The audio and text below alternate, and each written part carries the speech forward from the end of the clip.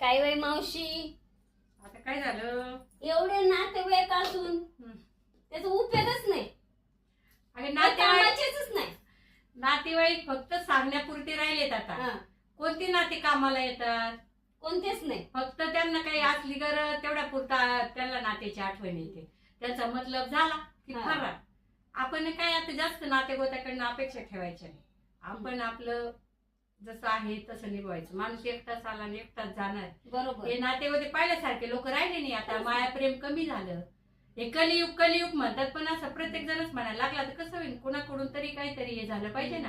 आपण कितीही करा, अहो पोटचे विचारानं तिथं तर नात्यांचं काय घेऊन बसली? नात्यांचं काय? मग त्यांना आपण 9 महिने पोटात सांभाळतो, पालन पोषण करतो, लहानचे मोठं करतो, ते आपल्यावर उलटू राहील तर या बरोबर. नातेवाईकांचं काय घेऊन बसली? त्याच्यामुळे ना जास्त या नातेवाईकांचा विचार पण नाही करायचा.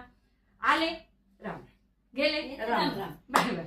असं मग काय जास्त नाही अपेक्षा कुणाकडून ठेवायची नाही. अपेक्षा स्वतःकडून ठेवायच्या. आले तर या, हा. नाही तर मग जा. हा, आपल्याला वाटतं ना आपण ते आपलं कर्तव्य करत राहायचं. अपेक्षा कोणाकडून ठेवायच्या नाही, स्वतःकडून ठेवायची. तुला बरोबर आहे की नाही? बरोबर, पटलं पटलं. हा.